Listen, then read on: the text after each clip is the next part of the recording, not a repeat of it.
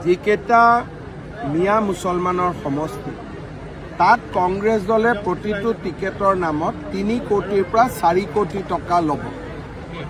যোৱাবাৰো লৈছিল আৰু প্ৰাৰ্থীবিলাকৰ পৰা 50,000 টকাকৈ লৈছে।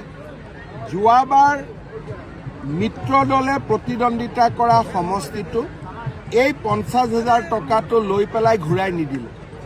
গতিকে তেওঁলোকৰ গোটেই ব্যৱস্থাটোৱে টকা আৰু পইচাৰ ওপৰত আধাৰিত। বিজেপি দলত আবেদনৰ বাবে এটকাও দিব নালাগে, মাচুলবিহীন।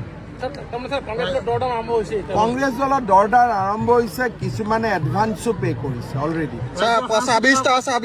26টা সমষ্টি লুৰিণজ্যোতি গগৈ আৰু অখিল গগৈ মাজত ভগাই দিব। তেওঁলোক কিছু অসন্তুষ্ট হৈছে।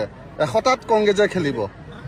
চব লুৰিণজ্যোতি গগৈ আৰু অখিল গগৈয়ে যদি সঁচাকৈ 26টাও পায়, সেইটো এটা ডাঙৰে কথা, কাৰণ তেওঁলোকৰতো কোনো সংগঠন নাই। 2-3টা পোৱাৰ কাৰণে তেওঁলোকৰ মানুহ আছে। যদি 26টা তেওঁলোকে পায়, আকৌ 26টা বিচাৰোঁতেই কষ্ট হ'ব।